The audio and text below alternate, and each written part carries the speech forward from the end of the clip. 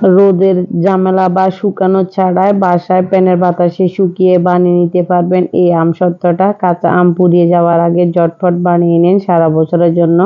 বাচ্চারা বুঝতে পারবে না এটা কি ম্যাঙ্গো বার না আমসত্ত্ব, যে নামে চিনাবেন ওই নামে চিনবে। খেতেও অসম্ভব মজা আর বানানো খুবই সহজ। যাদের বাসা বাড়িতে থাকেন রোদের ঝামেলা আছে তারা বাসায় ঝটপট এটা ফ্যানের বাতাসে শুকিয়ে বানিয়ে নিতে পারবেন। আসসালামু আলাইকুম everyone, welcome back to my channel. তৈরি করে দেখাবো রোদের ঝামেলা ছাড়াই আমসত্ত্ব, খুবই সহজ রেসিপি। চলুন শুরু করি। প্রথমে লাগবে আমাদের 1 কেজি আম। এরকম কাঁচা টকটকে আমি আম নিয়েছি, এটাকে খোসা চুলে ফেলে দিয়ে আগে থেকে ধুয়ে নিয়েছি। তারপর ছোট ছোট কিউব করে কেটে নিয়েছি। আটি যেহেতু একটু শক্ত হয়ে গেছে আটিটা ফেলে দিয়েছি, তাহলে আর ছাকার ঝামেলা থাকবে না। তারপর দিয়ে দিচ্ছি এখানে স্বাদ মতো লবণ, সামান্য একটু বিট লবণ। তারপর দিয়ে দিচ্ছি 1 কাপ চিনি। আমার আম যেহেতু টক তার জন্য 1 কাপ দিয়েছি। আপনারা যদি কম খেতে চান, টকটা বেশি খেতে চান তাহলে আর একটু কম দিয়ে দিবেন। তারপর এবার নেড়ে ছেড়ে আমি মিডিয়াম লোতে 5 মিনিটের মতো প্রথমে জাল করে নিচ্ছি। তারপর এটাকে ঢাকা দিয়ে দিচ্ছি। কিছুক্ষণের মধ্যে দেখবেন যে আম থেকে অনেকটা পানি বেরিয়ে আসবে, চিনিগুলো গলে গিয়ে। তো এরপর এবার এটাকে নেড়ে চেড়ে আমি আরো ভালো করে মিশিয়ে নিচ্ছি। মিশিয়ে নিয়ে আবারও আমি ঢাকা দিয়ে মিডিয়াম টু লো হিটে রেখে দিচ্ছি। ঘন ঘন নাড়তে হবে দিয়ে লেগে যাতে না যায়। তারপর যখন আমটা সিদ্ধ হয়ে আসবে তখন কিছুটা নরম হয়ে আসলে আমি একটা ঘুটনি দিয়ে এটাকে ঘুরতে থাকবো।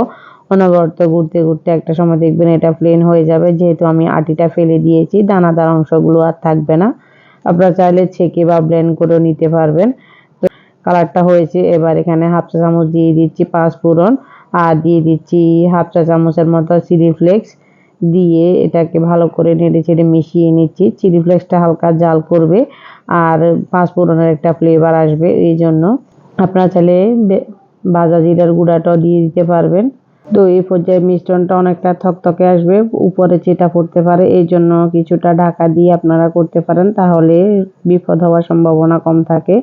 তো আমার প্রায় হয়ে আসছে, এবার আম ঠান্ডা হলে অনেকটা ঘন হয়ে যাবে, তার জন্য চুলাটা অফ করে দিয়েছি।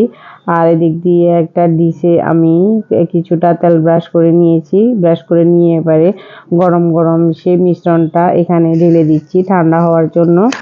আর ঠান্ডা হতে হতে এটা অনেকটা সেট হয়ে গেছে, দেখুন প্রায় 1 ঘন্টা পর দেখিয়ে দিচ্ছি। আর 2 দিন পর দেখাবো আপনাদের। আমি রোদে দিইনি, ফ্যানের বাতাসে 2 দিনের পর দেখুন এর অবস্থা কেমন হয়েছে। উপরটা অনেকটা শক্ত হয়ে গেছে, নিচেরটা কিন্তু এখনো অনেকটা সফট আছে। দেখুন ইজিলি উঠে আসছে, একটুও লেগে যায়নি। আর কিরকম সফট দেখুন। আর যদি এটা আমরা রোদে শুকাতাম তাহলে অনেকটা এটা শক্ত টাইপের থাকতো, এরকম নরম থাকতো না। তো আমার আমসত্ত্বটা একদম পারফেক্টলি হয়েছে, অনেকটা সফট। দেখুন আমি ফোল্ড করে নিচ্ছি। পছন্দ মতো যে যেরকম কেটে নিতে পারবেন। প্রথমে এরকম রোল করে আমি কেটে দেখাচ্ছি কিরকম হয়েছে, দেখুন অনেকটা সফট আর তুলতুলে। সারা বছর সংরক্ষণ করতে পারবেন, এটা নর্মাল ফ্রিজে রেখে কিছুই হবে না, খেতেও ভালো লাগবে আর বাচ্চারা অনেকটাই পছন্দ করবে। আশা করি রেসিপিটা যদি কোথাও একটু ভালো লেগে থাকে তাহলে চ্যানেলটি সাবস্ক্রাইব করে পাশে থাকবেন, বেল বাটনটি অন করে রাখবেন আমার ভিডিওর নোটিফিকেশন সবার আগে পাওয়ার জন্য। তো একটা পিস আমি ভেঙে দেখাচ্ছি কিরকম সফট হয়েছে।